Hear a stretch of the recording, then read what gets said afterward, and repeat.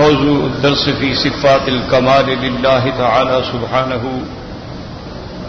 وآلاء الله إلى عباده. سورة الرحمن، تفسير ابن كثير. الحمد لله رب العالمين،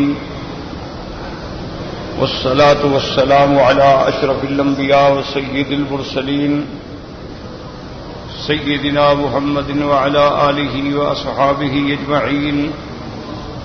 اللهم صل على سيدنا محمد وعلى آل سيدنا محمد كما صليت على إبراهيم وعلى آل إبراهيم في العالمين إنك حميد مجيد.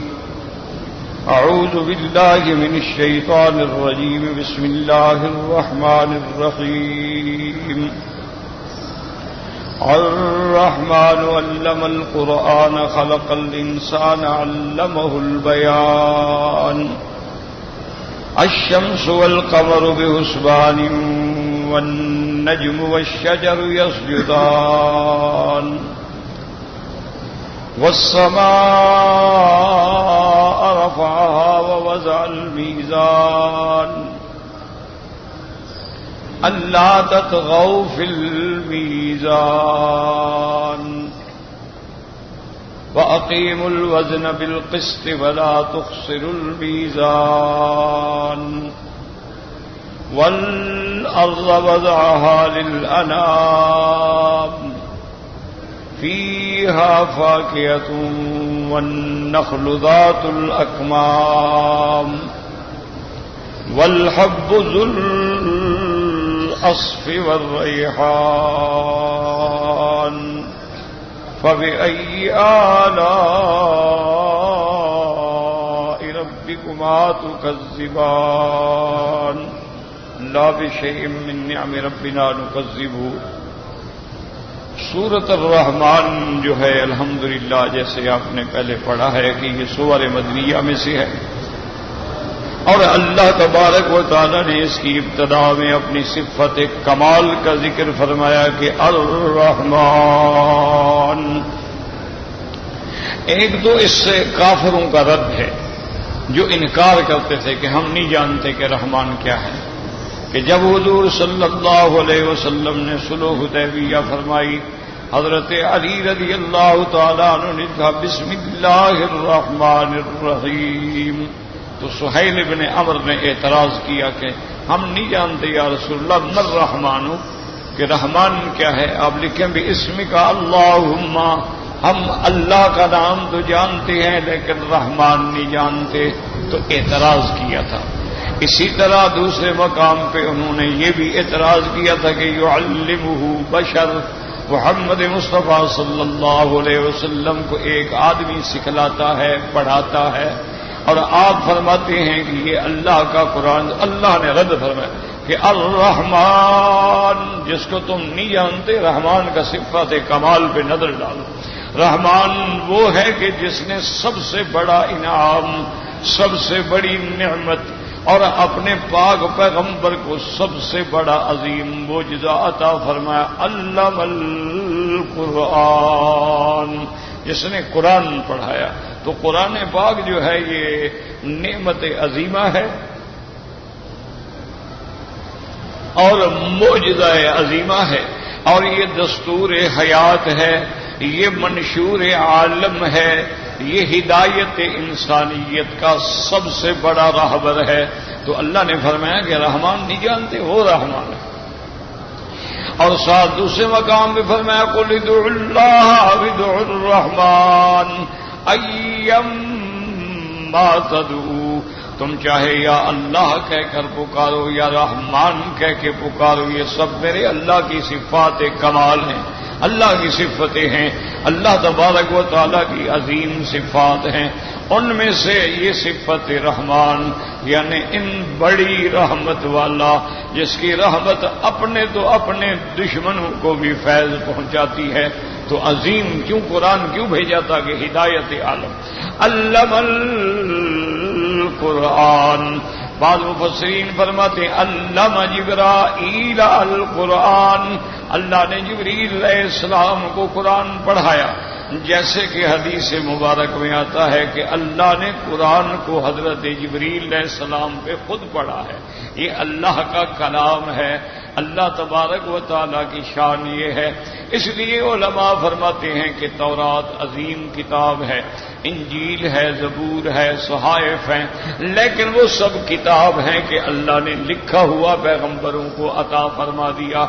یہ شان صرف اس کتاب کی ہے جو کتاب اللہ بھی ہے اور کلام اللہ بھی ہے، کہ اللہ تبارک و تعالیٰ نے پڑھا بھی ہے اور اللہ تبارک و تعالیٰ نے حضور صلی اللہ علیہ وسلم کے پڑھانے کے بعد اس کو لکھوا بھی دیا ہے. تو اس لیے فرماتے علم القرآن، یعنی علم جبرائیل القرآن. جیسے دوسرے مقام پہ وَإِنَّهُ لَقَوْلُ رَسُولٍ کریم ذی قوت عند ذی العرش مکین مطاع ثم امین. اور تیسری جگہ فرمایا تنزیل من رب العالمین نزل به الروح الامین علی قلبک لتکون من المنذرین بلسان عربی مبین. اللہ نے فرمایا اس کو پڑھا ہے اس فرشتے نے جو شان والا فرشتہ ہے، اس کو پڑھا ہے اس فرشتے نے جس کی صفت روح بھی ہے اور امین بھی ہے، امانت والا بھی ہے.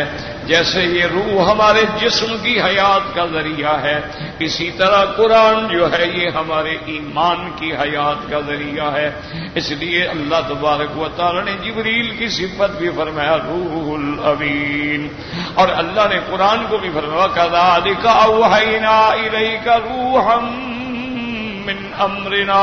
تو قرآن بھی روح ہے جس سے مردہ دلوں میں حیات پیدا ہو جاتی ہے، جس سے مردہ دل زندہ ہو جاتے ہیں، جس سے کافر مومن بن جاتے ہیں، جس سے گمراہ لوگ جو ہیں وہ ہدایت پہ آ کے رہبر بن جاتے ہیں. یہ اللہ تبارک و تعالیٰ کا قرآن ہے. اس لیے اس کی شان ہے ان ھذا القرآن یہدی، یہ ہدایت دینے والا ہے.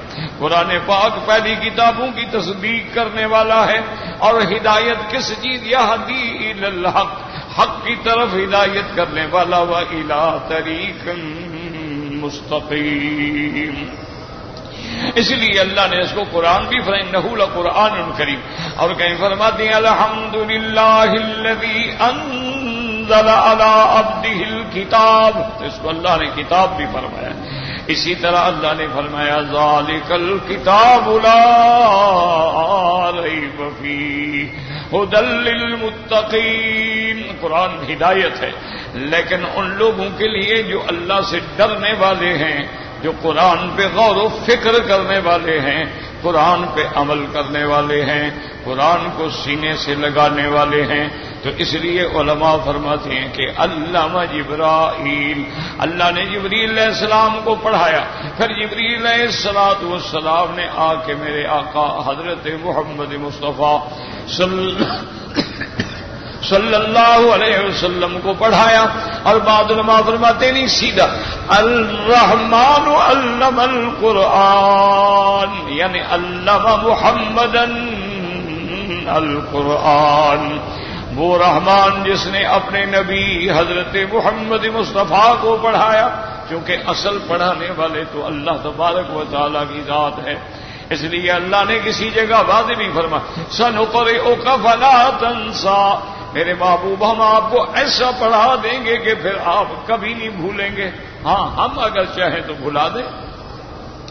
اسی لیے فرماتی ہیں الرحمن علم القرآن.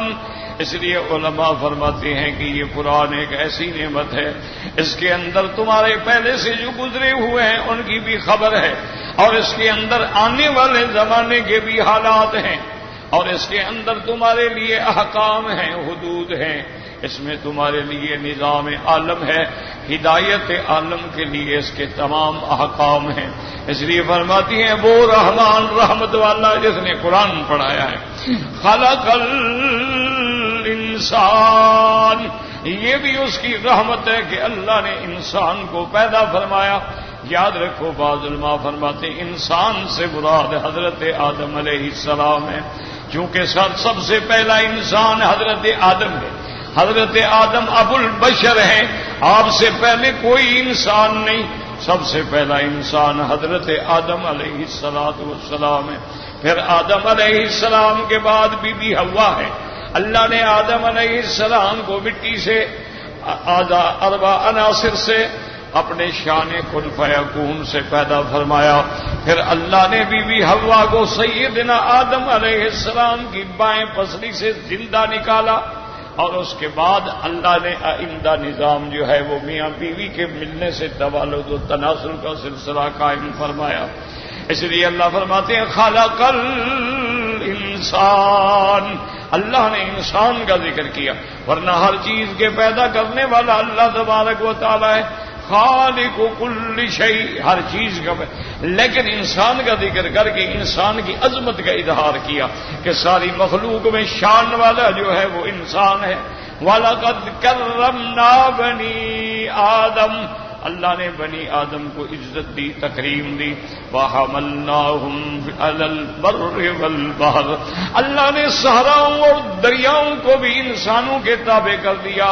دیکھو کہیں دریاؤں کو مسخر کر رہے ہیں، کہیں پہاڑوں کی چوٹیوں پہ پہنچ رہے ہیں، اور کہیں زیر زمین اللہ کی نعمتیں دریافت کر رہے ہیں، اور کبھی ہواؤں کو مسخر کر رہے ہیں۔ تو اللہ تبارک و تعالی نے انسان کا اس لیے ذکر فرمایا کہ یہ اللہ کی قدرت کا عظیم نمونہ ہے۔ اور اس کے بعد پھر دیکھیں کہ ایک انسان میں اللہ نے پورا عالم رکھ دیا ہے، اس کے اندر سننے کی بھی قوتیں ہیں، دیکھنے کی بھی قوتیں ہیں، سونگھنے کی بھی قوتیں ہیں، چکھنے کی بھی قوتیں ہیں، پکڑنے کی بھی قوتیں ہیں، چلنے کی بھی قوتیں ہیں، اس کے اندر عقل بھی ہے، فکر بھی ہے، شعور بھی ہے، ادراک بھی ہے، اس کے اندر ضمیر بھی ہے، اس کے اندر خیر و شر کی تمییز بھی ہے، وہ فیصلہ کرتا ہے کہ یہ خیر ہے اور یہ شر ہے۔ تو اس لیے اللہ نے نمونے کے اندر انسان کو ذکر فرمایا، خلق الانسان۔ یاد رکھو بعض علماء فرماتے ہیں یعنی آدم علیہ السلام، اور بعض علماء فرماتے ہیں خلق الانسان یعنی حضرت محمد مصطفیٰ صلی اللہ علیہ وسلم۔ وہ کہتے ہیں انسان سے مراد بھی حضرت محمد ہیں، کیوں؟ سب سے پہلے جو قرآن کا ذکر آیا اس کا تعلق حضرت کے ساتھ ہے، اللہ تبارک و تعالی نے۔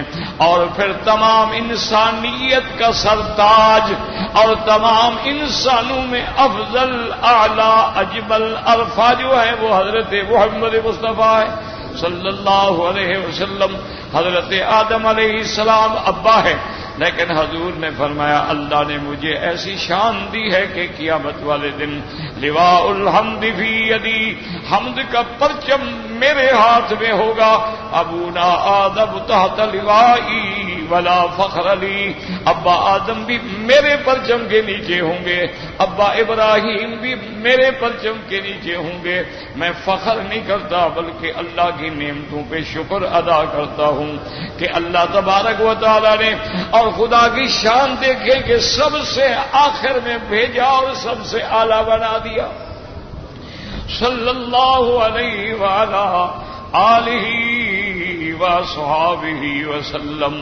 اس لیے حضور نے فرمایا انا احمد و انا محمد، احمد بھی میرا نام، سب سے زیادہ اللہ کی حمد و ثنا کرنے والا، اور محمد بھی میرا نام جس کی سب سے زیادہ مدح کی گئی ہے، اور میری امت جو ہے اس کا نام بھی حمادون ہے، شکر کرنے والے ہیں۔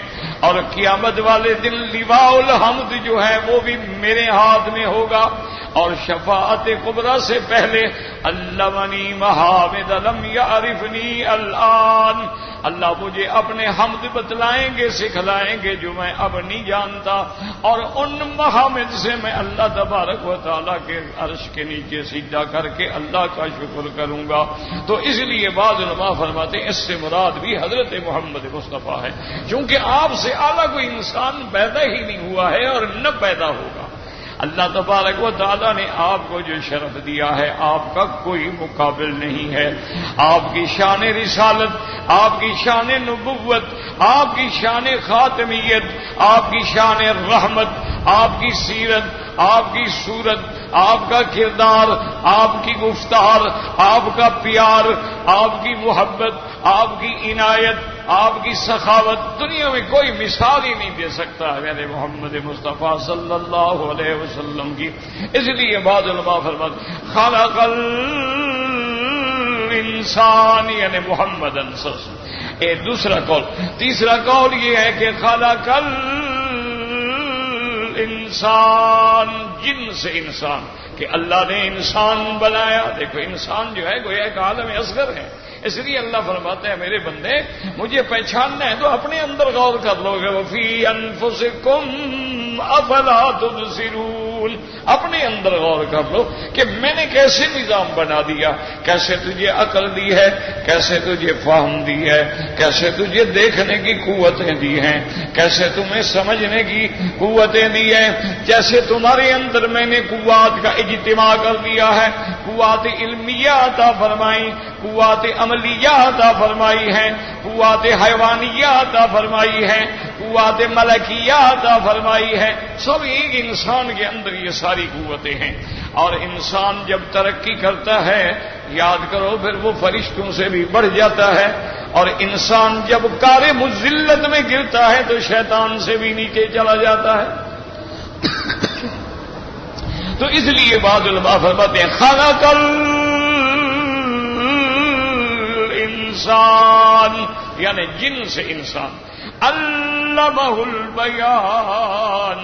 یاد رکھو اگر پہلے مراد نے پہلا قول حضرت آدم علمہ البیان کا معنی یعنی جیسے علم الاسماء کلہا، جیسے اللہ نے آدم علیہ السلام کو ہر چیزوں کے نام بتلائے. یاد رکھو نام کا معنی نہیں کہ صرف نام بتلا دیے کہ یہ اینک ہے، یہ کتاب، نہ ہی اس کے مفادات، اس کی صفات، اس کے فوائد، اس کے منافع سب کچھ اللہ نے بتلا دیا. یعنی کہ صرف نام بتلا دیے تھے نہیں. نام کا معنی نام یاد رکھنے سے کیا فائدہ ہو جائے گا اگر پتہ نہ ہو کہ بھی نام ہو اینک، لیکن یہ نہیں پتا اینک کیا ہوتی ہے، کیا کرنا ہے، کیسے استعمال ہوگی، تو صرف نام سے کیا فائدہ. اس لیے علماء فرماتے ہیں وَعَلَّمَ آدَمَ الْأَسْمَاءَ كُلَّهَا. اللہ نے ہر تمام اسماء کا علم عطا فرمایا. ہر چیز کا ایک نام ہے اور اس کا کام ہے. تو اس لیے فرماتے ہیں علمہ البیان. اس کا معنی یعنی آدم علیہ السلام کو اللہ نے علم دیا. اور بعض علماء فرماتے ہیں علمہ البیان، اللہ نے آدم علیہ السلام کو 700 زبانیں سکھلا دی. آج دیکھیں نا 1 2 3 4 زبانیں بھی کوئی جانتا ہو تو فخر کرتا ہے. اللہ نے ان کو 700 تاکہ قیامت تک اس کی اولاد میں جتنی زبانیں بولی جائیں گی سب کا اللہ نے آدم علیہ السلام کو علم عطا فرما دیا. جوں جوں اولاد بڑھتی گئی، تبدیل ہوتے گئے، علاقے بدلتے گئے، زبانیں بھی بدلتی گئی. اس لیے علماء فرماتے ہیں علمہ البیان. ایک اچھا دوسرا قول یہ تھا کہ اس سے مراد جو ہے ہر انسان ہے. اگر ہر انسان ہے تو علمہ البیان. علماء نے فرمایا نے اللہ نے انسان کو بولنا سکھلا دیا، لطف عطا فرما دیا. کہ دیکھو بڑے سے بڑا جانور ہے، ہاتھی دیکھو کیسے ایک جیسے کمرہ چلا لیکن بول نہیں سکتا. شیر دیکھو کیسے طاقتور ہے لیکن بتلا نہیں سکتا کہ میں بھوکا ہوں. اسی طرح آپ دیکھیں چیتا ہے اور دنیا کے بڑے بڑے زور آور جانور ہیں لیکن بول نہیں سکتے ہیں. یہ شان فقط انسان کی ہے. اللہ نے اس کو بولنا سکھلا دیا، اس کو حیوان ناطق بنا دیا. یہ اپنے معافی ضمیر کو بولنے کے بعد ظاہر کرتا ہے. تو یہ وہ بیان ہے جو اللہ نے سکھلایا علمہ البیان. اللہ نے ہر انسان کو ایک نطق دیا ہے. اس لیے منطق والے کہتے ہیں کہ کوئی حیوان ساحل ہوتا ہے، کوئی حیوان ناطق ہوتا ہے، لیکن انسان جو ہے یہ حیوان ناطق ہے. یہ واحد حیوان ہے جو بولنا سیکھ. اللہ نے جس کو بولنے کی نعمت عطا فرمائی. اور یہ بولنا کتنی بڑی عظیم نعمت ہے کہ جو تمہارے اندر ہے تم نے بول کے ظاہر کر دیا. اور یہ بولنا کتنی عظیم نعمت ہے کہ کبھی کبھی یہ بولنا ایسے ہوتا ہے جیسے موتی گر رہے ہوں. کلام ایسی ہوتی ہے، بات ایسے ہوتی ہے کہ دوسرے کے دل پہ اثر کر جاتی ہے. تو اس لیے اللہ نے فرمایا خلق الانسان علمہ البیان. اور بعض علماء نے فرمایا خلق الانسان یعنی محمد صلی اللہ علیہ وسلم تو علمہ بیان کا معنی علماء فرماتے ہیں اللہ نے محمد مصطفیٰ کو پیدا کیا اور آپ کو اللہ نے علوم الاولین والآخرین عطا فرمائے. علمہ الاحکام آپ کو اللہ نے احکام عطا فرمائے. علمہ الحلال والحرام اللہ نے حضور پاک کو علم عطا فرمایا یہ چیزیں حلال ہیں یہ حرام ہیں یہ حدود ہیں یہ احکام ہیں. تو یہ سارا علم جو ہے اللہ تبارک و تعالی نے حضور صلی اللہ علیہ وسلم کو عطا فرمایا ہے. اور یاد رکھیں ساری دنیا سے انبیاء کا علم زیادہ ہوتا ہے اور انبیاء میں سے پھر حضرت محمد مصطفیٰ صلی اللہ علیہ وسلم کا علم زیادہ ہے لیکن اللہ کے علم کے مقابلے پہ کوئی چیز نہیں ہے. وما اوتیتم من العلم الا قلیلا اللہ نے فرمایا میرے بدنی جو کچھ ہم نے آپ کو علم دیا ہے لوگوں کے لیے بہت بڑا ہے لیکن میرے علم کے سامنے بہت تھوڑا ہے کیونکہ اللہ کا علم جو ہے اس کی تو کوئی حد نہیں ہے اور انسانوں کا علم محدود ہے. اس لیے حضرت خضر نے فرمایا تھا جب ایک چڑیا نے اپنی چونچ میں سمندر سے پانی لیا حضرت خضر نے فرمایا حضرت موسیٰ علیہ السلام سے موسیٰ علیہ السلام یہ چڑیا نے جو پانی لیا ہے دریا سے کتنا پانی کم ہو گیا. حضرت موسیٰ علیہ السلام ہنس پڑے نے کہا یا خضر کیا کہہ رہے ہو ایک چڑیا ایک نقطہ لے گئی ہوگی ایک قطرہ لے گئی ہوگی کتنا پانی کم ہو جائے. تو حضرت خضر نے فرمایا کہ موسیٰ علیہ السلام علمی و علموں کا میرا علم تکوینی علم ہے علموں کا تیرا علم تشریعی علم ہے. وعلم الخلائق کلھا اور اللہ کی ساری مخلوق کے علم کو اکٹھا کرو اللہ کے علم میں اتنا نقصان بھی نہیں ہوتا جتنا چڑیا نے سمندر کا کیا ہے.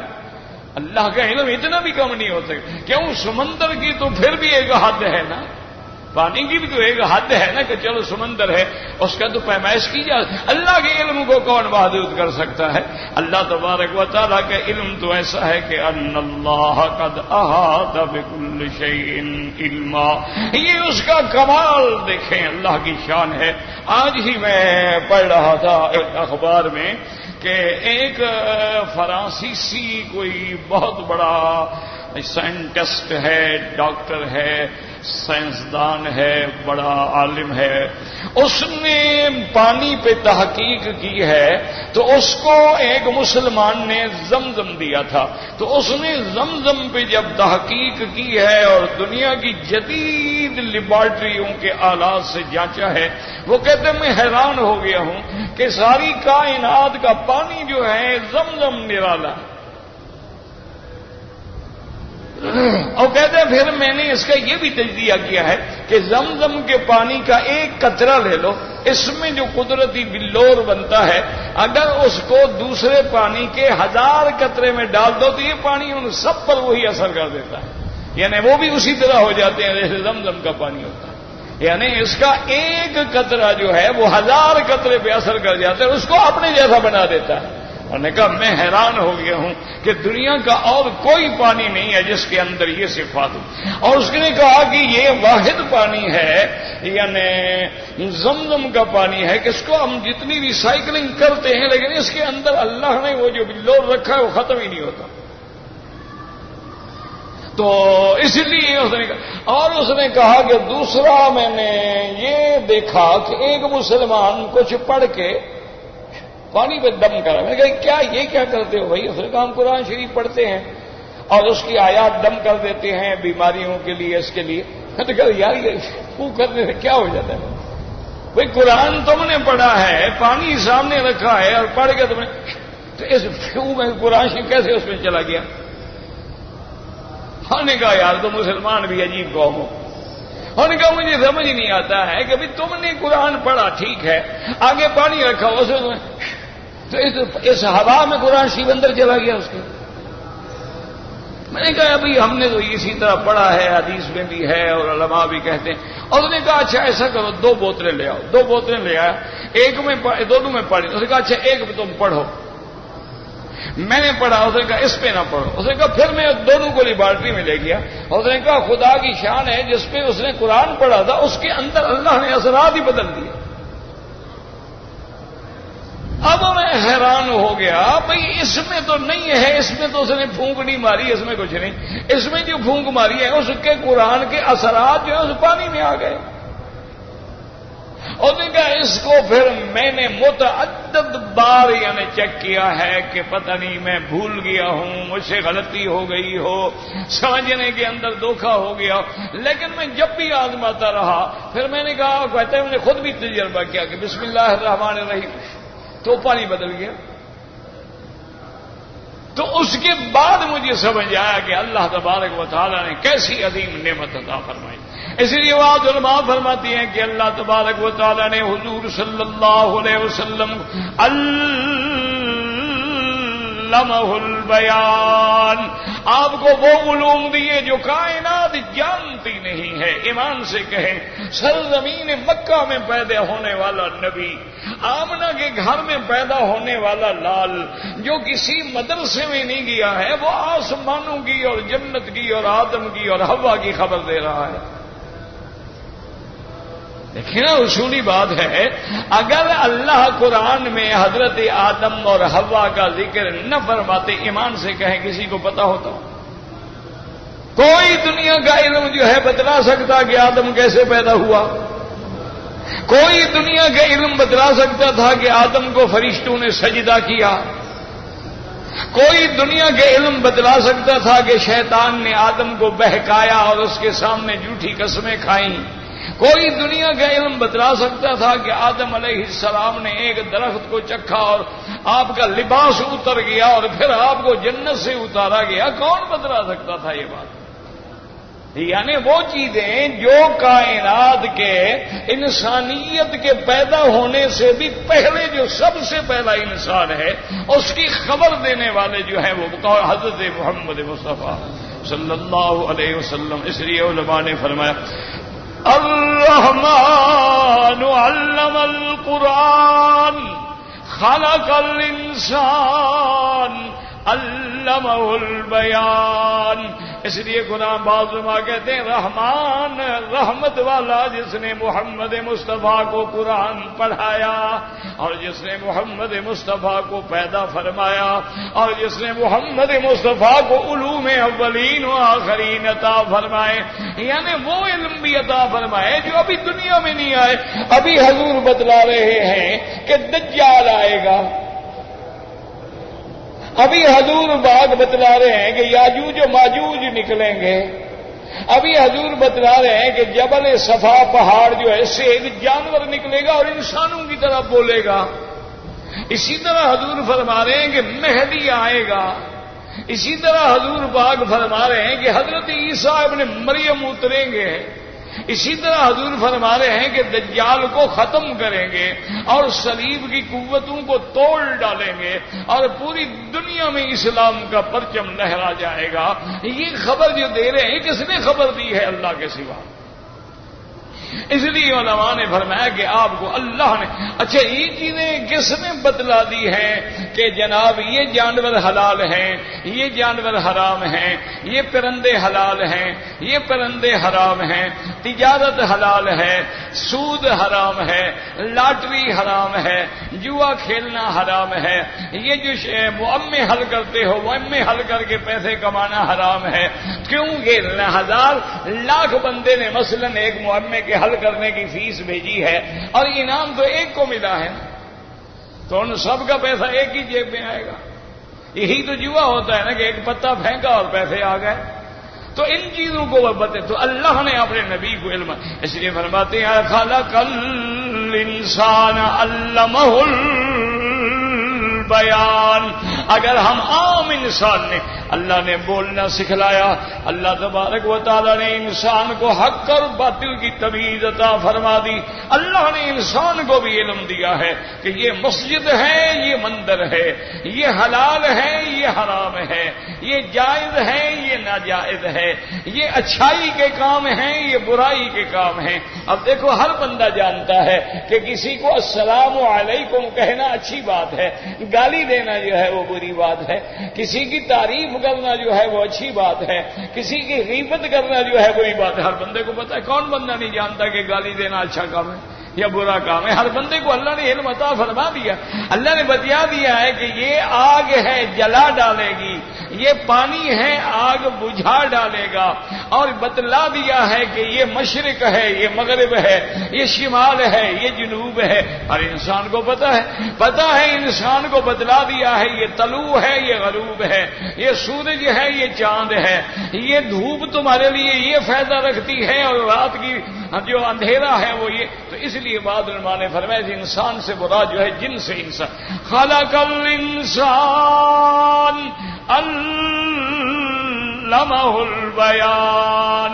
آگے فرماتے ہیں الشمس والقمر بحسبان۔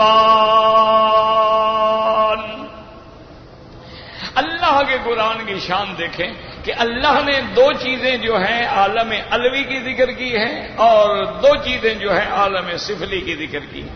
کیا معنی؟ والشمس والقمر یہ آسمانوں کی بات ہے، اور والنجم والشجر یہ زمین کی بات ہے، والسماء یہ عالم علوی کی بات ہے، والارض وضعها یہ عالم سفلی کی بات ہے۔ دیکھیں سورۃ الرحمن کی شان دیکھیں کہ کیسا عظیم ترتیب ہے اور کیسا عظیم نسق ہے اور کیسا عظیم، اس لیے روایات میں آتا ہے نا کہ جیسے دلہن کو سنوارا جاتا ہے، بنایا جاتا ہے، یہ بھی قرآن کی گویا ایک دلہن ہے۔ یہ سورج جو ہے اس کی ایسی زینت ہے، اس لیے اس کو عرائس القرآن بھی کہا جاتا ہے، یہ ایسی شان وقت۔ اس لیے فرماتے ہیں الشمس والقمر بحسبان، سورج اور چاند ایک حساب مقرر میں چل رہے ہیں۔ الشمس، اچھا یاد رکھیں سورج کا ذکر مقدم ہے اور چاند کا ذکر جو ہے مؤخر ہے۔ اللہ نے فرمایا الشمس والقمر، اس سے معلوم ہوا کہ سورج زیادہ قوت والا ہے، زیادہ نور والا ہے، زیادہ طاقت والا ہے، اور چاند اس کے نور کا محتاج ہے، لیکن سورج جو ہے وہ چاند کے نور کا محتاج نہیں ہے۔ اس لیے فرمایا الشمس والقمر بحسبان، یعنی ایک حساب سے، ایک رفتار سے، ایک منزل معین میں چلنے والے سورج اور چاند پہ نظر ڈالو، رحمان کی نعمتوں کو پہچانو۔ کیوں؟ جیسے اللہ فرماتے ہیں والقمر قدرناہ منازل حتی عاد کالعرجون القدیم۔ اللہ نے چاند کی بھی منزلیں ہیں، یاد رکھو اس کی 28 منزلیں ہوتی ہیں، 28 کے بعد چاند ڈوب جاتا ہے، پھر اس کے بعد ظاہر ہوگا یا 29 کا ہوگا یا 30 کا ہوگا، نیو مون جب پیدا ہوگا۔ اور سورج جو ہے اس کی 360 منزلیں ہیں، یعنی 360 دن ہیں اور 360 اس کی منازل ہیں۔ اور سورج اور چاند جو ہے اپنے اپنے مدار میں، اپنے اپنی رفتار میں، اپنے اپنے راستے میں، اپنے اپنے ابراج میں چل رہے ہیں۔ اس لیے اللہ فرماتے ہیں الشمس ينبغي لها ان تدرك القمر ولا الليل سابق النهار۔ یہ نہیں ہو سکتا ہے کہ سورج چاند پہ جا پڑے یا اس سے پہلے آ جائے یا بعد میں آ جائے، ہر چیز کل فی فلک یسبحون، ہر چیز اپنے مدار کے اندر تیر رہی ہے۔ اچھا یاد رکھو کہ پہلے اللہ نے ذکر کیا قرآن کا، قرآن کے بعد ذکر کیا تخلیق انسان کا، تخلیق انسان کے بعد اللہ نے ذکر کیا تعلیم بیان کا۔ یہ دیکھیں نا، اس پہ غور کریں کہ پہلے کیا آیا؟ تعلیم قرآن، تعلیم قرآن کے بعد کیا آیا؟ تخلیق انسان، تخلیق انسان کے بعد کیا آیا؟ علمہ البیان۔ اب آگے الشمس والقمر بحسبان، تو اس کا کیا مقصد ہے؟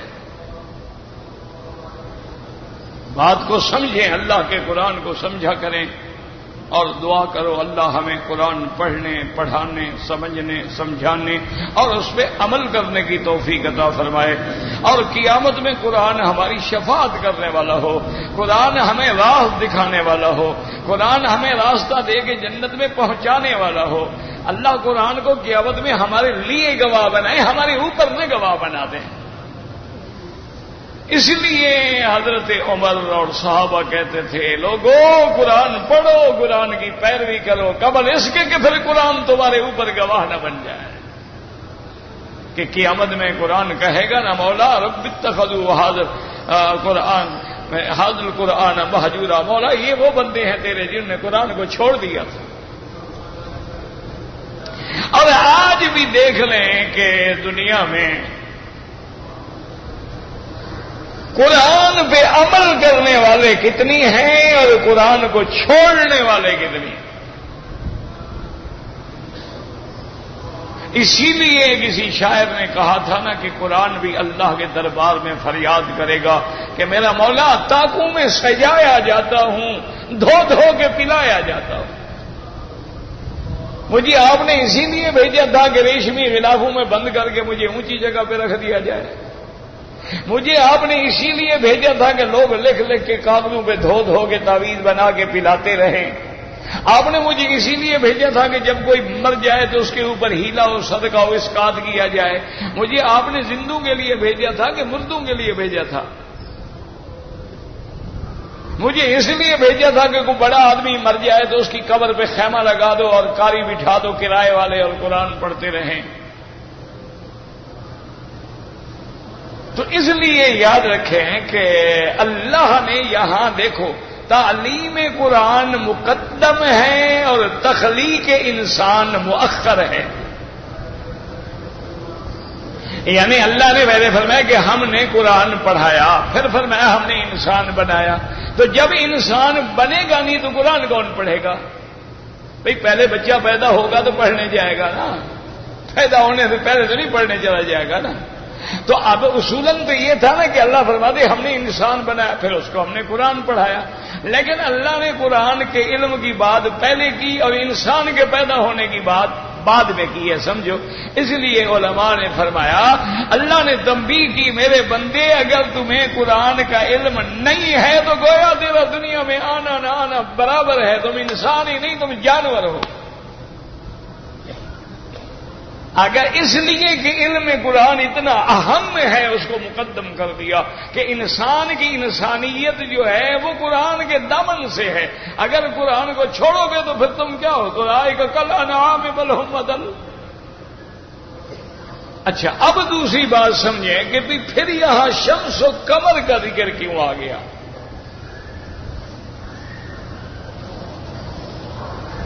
اس کے دو جواب دیے ہیں علماء نے، یاد رکھ لو۔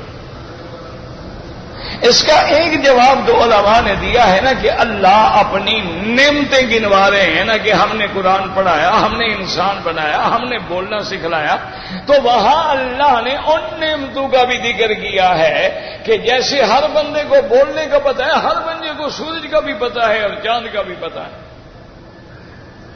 تو یہ کتنی عظیم نعمت ہے کہ جب سورج نکلتا ہے، اب دیکھو رات ہے، اس رات کو روشن کرنے کے لیے صرف حرم میں دیکھو کتنی بتیاں اور لائٹیں جل رہی، لیکن جب سورج نکلے گا تو ان سب لائٹوں کی کوئی ضرورت ہے؟ سورج آ گیا یہ سارے بے نور ہو گئے، اس لیے یہ کھلی ہوئی نشانیاں ہیں۔ اچھا بھی چاند ہے تو اب چاند کے بھی اپنے مفادات ہیں کہ سمندر کا مد و جزر کا تعلق بھی چاند سے ہے، اور تیری بہت ساری نباتات ہیں، پھول ہیں، پودے ہیں، بعض چیزیں ہیں جو رات کی چاندنی کے اندر نشو و نما پاتی ہیں، اس لیے اللہ نے ذکر کر دیا۔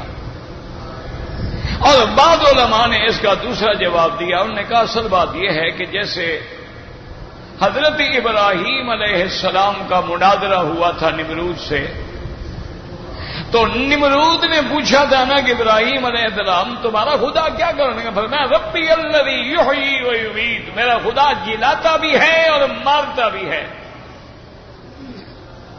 تو اس نے کہا یہ کون سی بڑی بات ہے، انا احیی و امیت، میں بھی مارتا ہوں جلاتا ہوں۔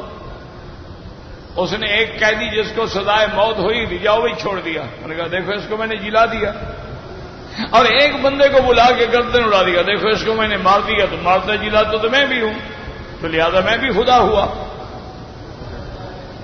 تو حضرت ابراہیم علیہ السلام سمجھ گئے کہ کرسی پہ تو بیٹھا ہے لیکن عقل سے کورا ہے، سمجھا ومجھا کچھ نہیں ہے۔ کسی چیز کو پیدا کرنا، کسی کا مارنا وہ الگ چیز ہے، کسی کو ڈنڈا مار کے مار، اس طرح تو ہر بندہ دوسرے کو ڈنڈا مار کے مار دے لیا تھا، وہ بھی خدا ہو گیا۔ کتنے خدا بناؤ گے؟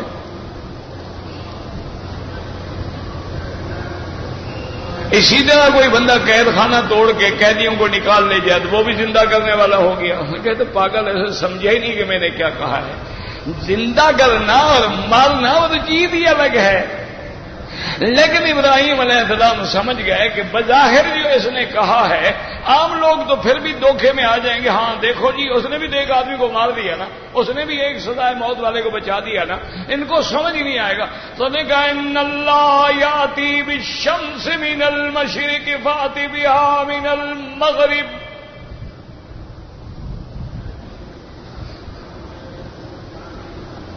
تو حضرت ابراہیم علیہ السلام نے فرمایا کہ نمرود بات سنو، میرا خدا جو ہے وہ سورج کو مشرق سے نکالتا ہے اور مغرب کی جانب غروب ہوتا ہے، تم اگر خدا ہو تو اس کو مغرب سے الٹا نکالو مشرق کی طرف۔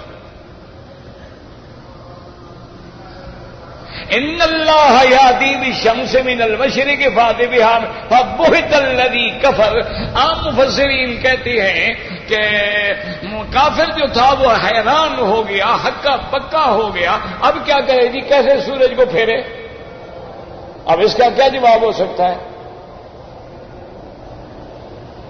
تو اب ایک وہ لفظ تو خیر میں نہیں کہتا جو اس پٹھان بزرگ نے کہا تھا، اس کے متبادل البتہ میں کہہ دیتا ہوں چونکہ وہ تو بڑا ثقیل لفظ ہے۔ تو انہوں نے ترجمہ کیا وہ بہت الذی کفر، کافر کے بچے کا دماغ پھٹ گیا۔ بات تو ٹھیک ہے، دماغ تو پھٹ گیا، اب کون سورج کے بعد کون جائے گا؟ نمرود جائے گا۔ اسی لیے قرآن کہتے ہیں الرحمن علم القرآن، یاد رکھو، خلق الانسان علمہ البیان۔ اللہ نے فرمایا کہ جس نے قرآن پڑھایا، اب اگر کوئی جاہل قرآن کو مانتا ہی نہیں ہے تو وہ شکر کیا کرے گا؟ اس کا تو قرآن پہ ایمان ہی نہیں ہے نا جی۔ انسان کو بنایا، وہ کہتا ہے جی کیسے بنایا؟ یہ تو میاں بیوی ملے تو بچہ پیدا ہو گیا، اس میں اللہ نے کیا بنایا؟ وہ کہتے ہیں جناب یہ تو میاں بیوی کے ملنے سے بچہ پیدا ہوا ہے، تو اس میں خدا نے کیا؟ وہ جاہل یہ نہیں سمجھتا کہ چلو میاں بیوی کو کس نے بنایا، لیکن وہ ایک بظاہر کہہ سکتا ہے او جی یہ تو میاں بیوی کے اتصال۔ علمہ البیان، اس کو بولنا سکھلایا۔ وہ کہتے ہیں جی ہر انسان بول رہا ہے، اس کوئی کون سی بڑی بات ہو گئی؟ تو اللہ نے فرمایا اگر یہ جاہل میری ان نعمتوں کو نہ قرآن کو سمجھتا ہے، نہ حقیقت انسانیت کو سمجھتا ہے، نہ نعمت بیان کو سمجھتا ہے، تو اندھے سورج کو تو دیکھو، اس کو کس نے بنایا؟ یہ کس کی نعمت ہے؟ تو یہ اتنی کھلی نعمت ہے کہ اب اس کا کیسے انکار کرے گا؟ اس لیے فرمایا الشمس والقمر بحسبان، اور پھر ایک تو اس کو منور کرنا، روشن کرنا بھی اس کا کمال ہے، پھر ایک حساب مقرر پہ چل رہے ہیں، مجال ہے کہ ایک سیکنڈ کی بھی غلطی ہو، تیری گھڑیاں غلط ہو جاتی ہیں، تیرے حساب غلط ہو جاتے ہیں، لیکن اللہ کا جو نظام ہے، جو اس بنا دیا ہے، اس میں چل رہے ہیں۔ اسی لیے فرمایا اللہ نے تاکہ اگر کوئی عقل کا اندھا چھوٹی موٹی نعمتوں کو بھی باریک عقل نہیں ہے تو سورج کو تو دیکھ کے بتلاؤ نے کس نے منور کیا؟ تم نے اس کو منور کیا؟ تم اس کو روشن کرتے ہو، تم جلانے جاتے ہو، تم بجھانے جاتے ہو، تم نکالنے جاتے ہو، تم غروب کرنے کے لیے جاتے ہو، تو ماننا پڑے گا تجھے کہ وہ رحمان ہے، یہ بھی اس کی رحمت ہے، کبھی دن ہے، کبھی رات ہے، کبھی سردی ہے، کبھی گرمی ہے۔ اگر یہ نہ ہو تو نظام عالم ہی درہم برہم ہو جائے۔ اس لیے اللہ نے ان نعمتوں کو ذکر کیا، فرمایا الشمس والقمر بحسبان والنجم والشجر يسجدان۔ یاد رکھو، نجم مانا وہ چیزیں جو مثلا زمین پہ پڑی ہوتی ہیں۔ آپ نے دیکھا ہے نا جی، خربوزہ ہے، آپ نے دیکھا ہے تربوز ہے، آپ نے دیکھا ہے انگوروں کی بیلیں ہیں، آپ نے دیکھا ہے کدو کی بیلیں ہیں، اور کئی چیزیں ہیں جو زمین پہ پھیلتی جا رہی ہیں، زمین پہ پڑی ہوئی ہیں۔ اور بعض چیزیں ہیں جو ساگ پہ کھڑی ہیں، جیسے گندم ہے، جو ہے، درخت ہیں، کھجور ہے، وہ ان کی باقاعدہ ایک بنیاد ہے۔ اللہ تبارک و تعالی نے فرمایا میرے بندے، اگر تو میری ان نعمتوں کا شکر نہیں کرے گا، میری قدرت کو تو کوئی نقصان نہیں، میرے لیے تو ہر درخت بھی سجدہ کر رہا ہے، مجھے کیا تکلیف ہے؟ النجم والشجر، اچھا جو زمین پہ پڑی ہیں گویا وہ تو سجدے میں پڑی ہی ہے نا۔ اچھا جو درخت کھڑے ہیں تو ان کا اصل کی طرح زمین میں ہے اور شاخیں کی طرح اوپر ہے، تو گویا سر ان کا زمین میں ہے، گویا وہ بھی سجدے میں پڑی ہے نا۔ ہر چیز کسی نہ کسی حالت میں اللہ کا سجدہ کر رہی ہے نا۔ النجم والشجر یسجدان، کہ وہ درخت، وہ چیزیں جو زمین پہ پھیلی ہوئی ہیں اور وہ جو تنے پہ کھڑی ہیں، سب اللہ کے آگے جھکنے والی ہیں، سجدہ کرنے والی ہیں، اللہ کے آگے خشوع و خضوع کرنے والی ہیں۔ کیسے سجدہ کرنے والی ہیں؟ بعض علماء نے فرمایا کہ منع یعنی ان کا وجود جو ہے وہ اللہ کی وحدانیت اور خالقیت پہ دلالت کر رہا ہے، کہ جب ہم دیکھتے ہیں کہ یار اتنا پودا ہے، اس پہ کیسے پھول کھلے ہیں، اچھا کہیں گلاب ہے، کہیں پیلا ہے، کہیں کالا ہے، کہیں لال ہے، اور پھر ہر پتی کے اندر ایک پتی ہے، پھر کیسے وہ بند کھڑا ہوتا ہے، پھر کیسے وہ کھلنا شروع کرتا ہے۔ تو جس چیز پہ نظر ڈالیں گے ہمیں ماننا پڑے گا کہ وہ رحمان ہے۔ اس میں کس نے رنگ بھرا ہے؟ ان کو کس نے سکھلایا ہے کہ زمین سے پانی لینا ہے؟ اس کو کس نے سکھلایا ہے کہ نہیں تم نے ایسے پھیلتے جانا ہے؟ اس کو کس نے سکھلایا ہے کہ جہاں دیوار کا سہارا ملے بیلیں وہ اسی کے اوپر لٹک جاؤ، کہیں درخت کا سہارا ملے اسی کے اوپر لٹک جاؤ؟ ان ساری چیزوں کو بنانے والا، تعلیم دینے والا کون ہے؟ اسی لیے یہ اللہ کے آگے سجدہ ریز ہے۔ اور بعض علماء فرماتے ہیں حقیقتاً اللہ کے آگے سجدہ کرتے ہیں، کیونکہ دنیا میں کوئی ایسی چیز نہیں جو اللہ کی تسبیح نہ کر رہی ہو۔ اللہ آپ کو بھی مجھے بھی اپنی تسبیح، اپنا حمد، اپنے ذکر کی توفیق عطا فرمائے، اور اللہ ہماری ظاہری باطنی پریشانیاں اور بیماریاں دور فرمائے۔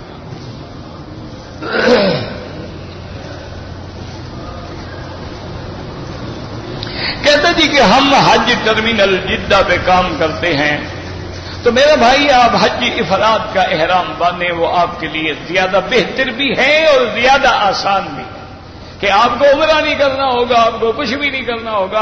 طواف کیا، اگر صفا مروہ دوڑ لو گے تو پھر حج سے واپس آگے نہیں دوڑنی پڑے گی، تو آپ کے لیے آسانی بھی ہے۔ پھر اس میں قربانی بھی واجب نہیں ہے، بکری بھی واجب نہیں ہے، کنکریاں ہماری سر منڈایا، احرام کھول دیا، آپ ڈپٹی والے لوگ ہیں، تو آپ لوگوں کے لیے حج افراد جو ہے ویسے بھی مکے والا ہے، یا داخلی مواقیت جو ہیں ان کے لیے حج افراد ہوتا ہے، اور تمتع اور قران ان کے لیے ہوتا ہے جو میقات کے باہر سے آتے ہیں۔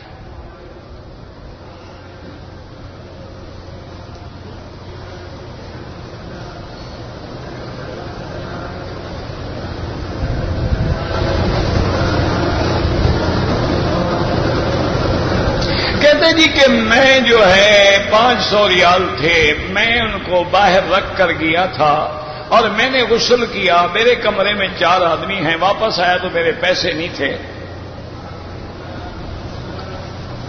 اب میرا بھائی بات یہ ہے کہ شریعت کا حکم تو یہ ہے کہ یا تو تم کسی دلائل سے قرائن سے ثابت کرو کہ ان کے اندر فلاں آدمی چور ہے، کیونکہ جو دعویٰ کرتا ہے ثبوت اس کے ذمہ ہوتا ہے، البینۃ علی المدعی۔ اور اگر تمہارے پاس کوئی ثبوت نہیں ہے پھر وہ قسم کھائیں تم اعتبار کرو، پھر قیامت میں بھگتیں گے۔ اس میں تو کوئی شک نہیں کہ وہ جن اٹھا کے تو نہیں لے گئے۔ صاف بات ہے کہ جو لوگ کمرے کے اندر تھے ان میں سے کسی نے اٹھایا، یا وہ چاروں میں سے کوئی وضاحت کرے کہ بھی ہمارے علاوہ فلاں آدمی بھی اندر آیا تھا، اور پھر آنے والے کو کیا پتا ہے کہ اس کے کپڑوں میں 500 ریال ہے۔ تو بہرحال اصولی بات ہے کہ یا تم گواہی دے سکتے ہو یا دلائل دے سکتے ہو، ورنہ ان کی قسم پہ اعتبار کرو، اللہ پہ چھوڑ دو۔ قسم کوئی معمولی چیز تھوڑی ہے، اور پھر وہ بھی اللہ کے حرم میں، مکے میں۔ کہتے تھی کہ داڑھی کے بال مسجد میں، بہرحال داڑھی کے بال کہیں بھی گریں اٹھا کے کسی جگہ رکھ دو، مسجد ہو یا غیر مسجد ہو۔ کہتے تھی کہ اگر ہم صبح کی سنتیں گھر میں پڑھ لیں لیکن مسجد میں گئے تو ابھی ٹائم ہے، تحیۃ المسجد پڑھ سکتے ہیں۔ وہ تو مسئلہ یہ ہے کہ مثلاً ہم مسجد میں ہیں یا ہم تہجد پڑھ رہے ہیں تو اذان کے بعد 2 رکعت پڑھ کے اب اور کوئی نماز نہ پڑھیں جب تک فرض نماز نہ ہو۔ یہ تو اتفاق ہے کہ سنتیں گھر پڑھنا افضل ہے، ہم نے پڑھ لی اور آئے ابھی حرم میں وقت موجود ہے تو آپ 2 رکعت پڑھ سکتے ہیں، کوئی منع نہیں۔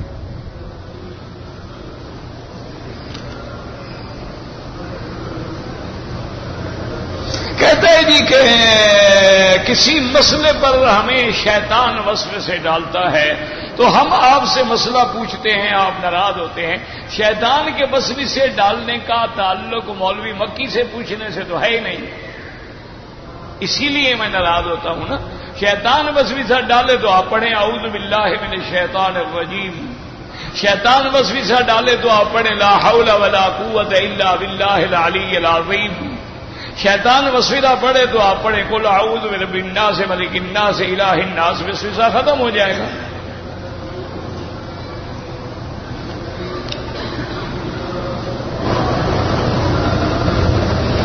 میرا بھائی بات سنو کہ یہ لوگوں نے مشکل یہ ہوتی ہے کہ بہت سارے مسئلے ہم خود بھی بناتے ہیں کہ جی اس مہینے میں اگر عمرہ کرو گے تو حج لازمی ہوگا، یہ بھی مسئلہ ہم نے بنایا ہے۔ زندگی میں حج ایک دفعہ اللہ نے فرض کیا، اب میں ایک دفعہ حج کر چکا ہوں، میری مرضی نہ کروں گا تو نفلی حج ہے۔ تو اگر میں نے حج کیا ہوا ہے اور مجھے موقع مل رہا ہے میں عمرہ کر سکتا ہوں تو کیوں نہ کروں عمرہ؟ یہ ضروری نہیں ہے کہ میں اب عمرہ کروں گا تو لازم حج کروں، یہ تو کہیں نہیں لکھا ہوا۔ اچھا ایک آدمی ہے بیچارہ چھٹی پہ جا رہے ہیں، آپ کہتے ہیں وہ عمرے سے بھی محروم ہے، عمرہ کرو، چلے جاؤ، اس کا تو اس سے کوئی تعلق نہیں ہے۔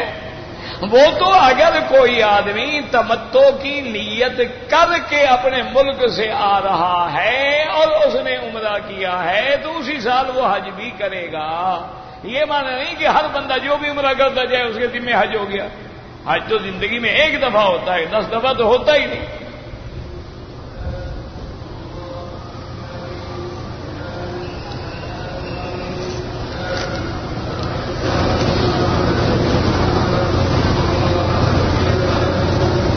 کہتے ہیں جی کہ اگر کسی آدمی نے اپنی بیوی کو غصے میں کہا کہ اگر میں تمہارے ساتھ ہم بستری کروں تو تجھے طلاق، تو حنفی مسلک میں تو طلاق ہو جائے گی، لیکن وہ رجی ہوگی پھر رجوع کر دو بس۔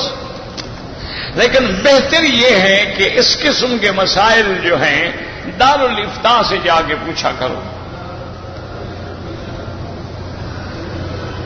کہتے ہیں جی کہ دیور جو ہے اپنی بھابھی کو زکوٰۃ دے سکتا ہے، بھابھی کو کیوں ذرا دینے کا شوق ہو رہا ہے؟ نہیں، اور غریب مر گئے ہیں کہ صرف بھابھی کو ڈھونڈ رہے ہو؟ کوئی وجہ بھی تو بتاؤ نا، ویسے بھابھی غریب ہے دے سکتا ہے، کیوں نہیں دے سکتا ہے؟ لیکن سوال یہ ہے کہ یہ دیور اور بھابھی کا آخر کیا مصیبت ہے؟ تم اپنے بھائی کو کیوں نہیں دے دیتے ہو؟ تم بھائی کو دے دو اور چاہے اپنی بیوی کو دے نہ دے، تم نے ضرور بھابھی سے جوڑنا ہے رشتہ۔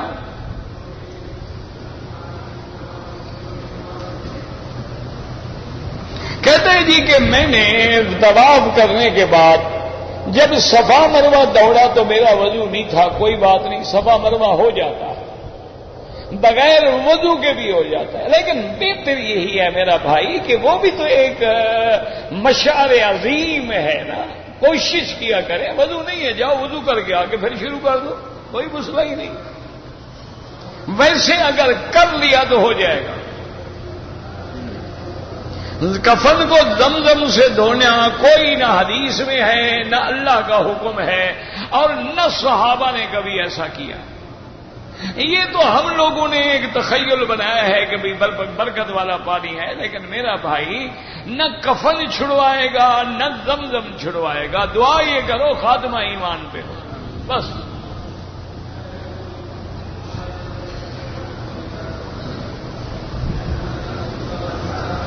کہتے جی کہ ہم نے مکہ مکرمہ میں کام کرتے ہیں، لیکن ہم مدینہ منورہ گئے، مدینہ منورہ سے آتے ہوئے ہم نے عمرہ کر لیا ہے، اب اگر اس سال حج کرو گے تو ایک بکری آپ کو دینی ہوگی۔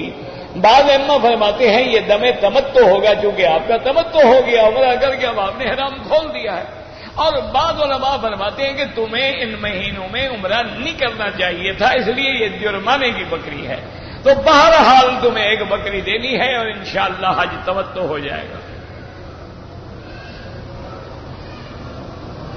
کہتے جی کہ میں نے عمرہ کیا ہے، اگر وقت مکروہ ہے تو نوافل نہ پڑھیں، بعد میں پڑھ لیں، کیا مشکل مسئلہ ہے اس میں؟ کہتے جی کہ ہماری ڈیوٹی اگر ہو تو ہم حج افراد کیسا کریں گے؟ میرا بھائی گزارش یہ ہے کہ پہلے تو تم اچھی بات یہ ہے کہ اپنی کمپنی سے اجازت حاصل کرو، اور اگر اجازت نہ ملے مثلا تو پھر بھی حج تو ہو جاتا ہے نا، کہ اگر آپ نے 9 تاریخ کو احرام باندھ کے سیدھے عرفات چلے گئے، مغرب کے بعد پیدل نکل کے مزدلفہ آ گئے، آدھی رات کے بعد مینا آ گئے، صبح ہوتے ہوئے کنکریاں مار کے سر مڈا کے آ گئے واپس، تو تمہارا حج تو پورا ہو گیا، پھر اپنی ڈیوٹی کرتے رہو، جب موقع ملے جا کے کنکریاں مارا۔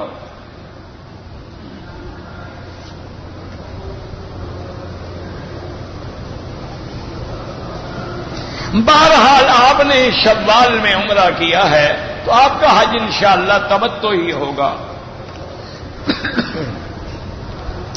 اگر مکے میں رہنے والے طائف جائیں یا مدینہ منورہ، میرا بھائی راجی بات تو یہی ہے کہ ہر دفعہ میقات سے بغیر احرام کے نہ آئیں، کیونکہ حضور پاک کی ایک حدیث مبارک ہے کہ کوئی میقات سے بغیر احرام کے تجاوز نہ کرے، اور ایک روایت میں یہ بھی آتا ہے کہ حضرت ابن عباس رضی اللہ تعالی عنہ کو پتہ لگتا کہ کوئی آدمی بغیر احرام کے میقات سے گزر رہا ہے، آپ کہتے فوراً واپس جاؤ احرام باندھ کے آؤ، تو آپ اس کو گزرنے بھی نہیں دیتے تھے، فوراً واپس کر دیتے۔ تو بہرحال افضل سب کے نزدیک یہی ہے، لیکن بعض علماء کہتے ہیں کہ اگر ایک آدمی ہے، اس کو بار بار آنا جانا ہے، ڈپٹی ہے، کام ہے، ٹیکسی ڈرائیور ہے اور اس کے مشاغل ہیں، تو اگر احرام نہ باندھے تو اس پہ کوئی گناہ نہیں ہوگا، لیکن کوشش یہ کیا کرو کہ جب بھی جاؤ میقات سے احرام باندھ کے آیا کرو۔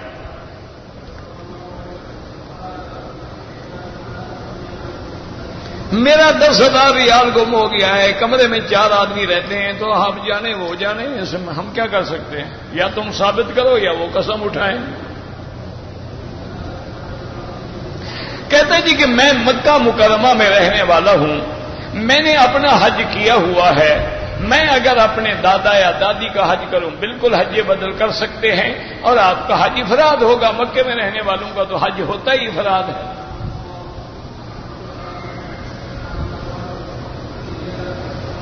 کہتے جی کہ مرنے کے بعد جو ہے مسنون طریقہ کیا ہے کہ اس کی قبر پہ کھڑے ہو کے اس کے لیے دعا کریں کہ اللہ اس کو سوال و جواب میں ثابت قدم رکھے، پھر اس کے لیے روز دعا کرتے رہیں۔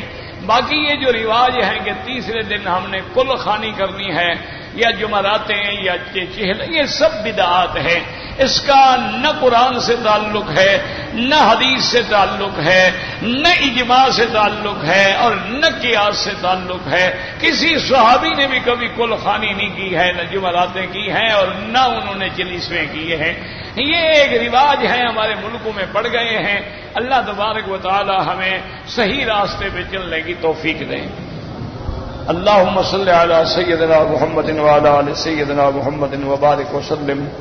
یا اللہ یا اللہ یا اللہ یا رحمان یا رحیم یا حی یا قیوم یا ذا الجلال والاکرام یا الہنا الہ کل شیء الہا واحدا لا الہ الا انت۔ اللہم انت المیسر لکل اسیر وانت علی کل شیء قدیر۔ اللہم یسر امورنا وامور اولادنا واخواننا واصحابنا وامور من اوصانا واستوصانا وامور المسلمین برحمتک یا ارحم الراحمین۔ اللہم فرج ہم المہمومین، نفس کرب المکروبین، وقض الدین عن المدینین، واشفنا واشف مرضانا ومرضى المسلمین۔ یا اللہ بیماروں کو شفا عطا فرما۔ یا اللہ ہماری سب حاجات اپنی رحمت سے پوری فرما۔ یا اللہ بے حیاؤں کو حیا عطا فرما۔ یا اللہ بے دینوں کو دین عطا فرما۔ یا اللہ بے اولادوں کو اولاد عطا فرما، جن کی اولادیں ہیں ان کو صالح بنا۔ یا اللہ بے روزگاروں کو روزگار عطا فرما۔ یا اللہ قرض داروں کے قرض عطا فرما۔ یا الہ العالمین ہمیں مانگنا بھی نہیں آتا، بغیر مانگے عطا فرما۔ یا اللہ پورے عالم میں ہدایت کی فضائیں پیدا فرما۔